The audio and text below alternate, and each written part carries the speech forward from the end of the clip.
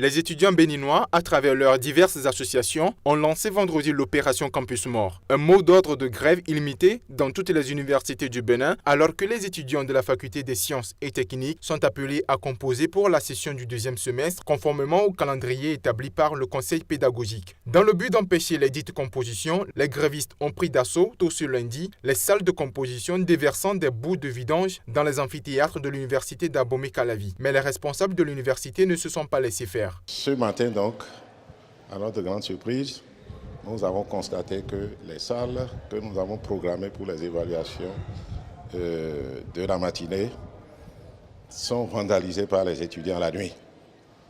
Ils ont mis de vidange partout dans les salles, sur les tables, un peu partout, de façon à rendre les salles impraticables.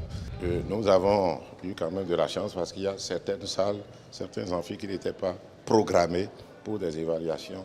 Très rapidement, nous avons redéployé les étudiants dans ces différents amphis-là. C'était un incident qui a duré le temps qu'il faut parce que les autorités décanales, en complicité avec celles rectorales, ont trouvé des solutions pour pouvoir faire démarrer effectivement les compositions. Ce que nous avions commencé, au lieu de commencer à 8 h, on a commencé presque à 10 h, 10 h 30, ce qui a fait un peu de décalage sur les horaires. Les échauffourées sur le campus ont duré plus de 2 heures, non pas sans dégâts matériels. Mieux, plusieurs étudiants, dont un responsable de mouvement, en l'occurrence le président de l'Union nationale des scolaires et étudiants du Bénin, Boris Aké, ont été interpellés par les forces de l'ordre déployées en nombre impressionnant sur le haut lieu du savoir. Même si les étudiants de la faculté des sciences et techniques ont pu finalement accéder aux salles de composition, il convient de remarquer que le bras de fer entre les étudiants de la Flash et le recteur de l'université d'Abomey-Calavi reste intact. Les responsables de l'université invitent les manifestants au dialogue, mais ces derniers ne semblent pas entendre raison.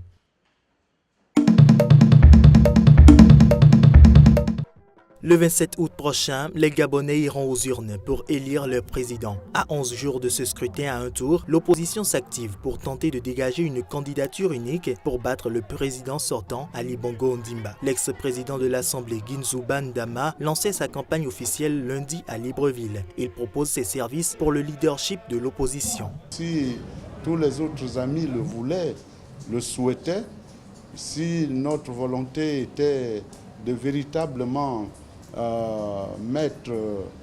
battre M. Bongo Ondimba Ali, je devrais pouvoir assurer le leadership de l'opposition.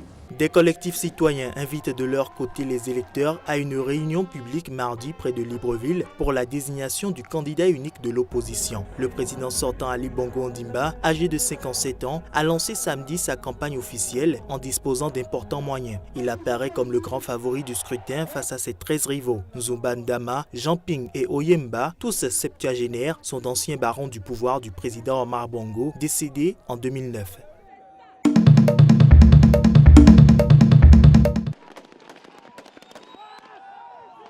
4 ans après le massacre de Marikana, où 34 de ses collègues grévistes ont été tués par la police, le salaire de Mourlodi a doublé. Mais la vie de ce mineur sud-africain ne s'est guère améliorée entre misère et crainte du licenciement. Malgré son augmentation de salaire, les conditions de vie de cet ouvrier de 35 ans qui s'occupe du forage dans la mine de platine demeurent extrêmement précaires. Nous souffrons encore à cause de cette grève. Nous n'avons pas d'argent ou même à manger. À la maison, c'est dur avec les enfants. Et aujourd'hui, je n'ai pas envie qu'on se remette en grève. Je ne veux pas que ça recommence et qu'on ait faim. Je ne veux pas de grève. Il faut accepter notre situation et travailler. Pour certains, l'implication du gouvernement est primordiale pour éradiquer ce problème. Les problèmes qui risquent de mener à un conflit dans les mines de ce pays sont immenses. À moins que le gouvernement ne s'en occupe enfin sérieusement, ainsi que les industriels, il n'y aura pas de stabilité. C'est une question de temps avant que ça explose de nouveau. La menace d'une nouvelle grève pour réclamer des augmentations salariales plane toujours sur les mines de platine de la région. Un mouvement social qui pourrait conduire à d'autres suppressions d'emplois, redoute Zebedia Zerinda.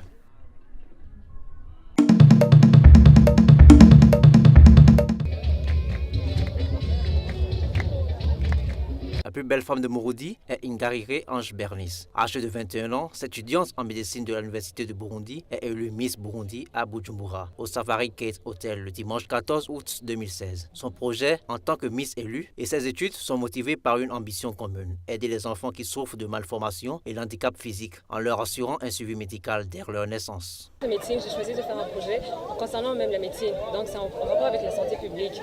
Donc j'espère que je vais le faire comme je pourrai. Et puis de deux, j'espère que j'aurai votre soutien pour me soutenir. Personne n'espérait que Ingarire Ange Bernice soit élue, mais elle a séduit tous ceux qui étaient présents dans la salle par l'exposition de son projet. J'ai été surpris, comme tout le monde. Ange Bernice n'était pas favorite, même dans les sondages, même dans les votes par SMS. Vous avez vu, par exemple, à titre d'exemple, les votes par Econet Léo. Donc, elle n'était pas favorite. Mais elle nous a surpris, elle a surpris le jury par sa présentation, la présentation de son projet. Dans toute compétition, il doit y avoir un seul qui gagne. Et puis, cela ne veut pas dire que nos projets s'arrêtent. Nous comptons les développer pour aller loin. Nous avons fait un long parcours et c'est beaucoup d'expériences que nous avons vécues.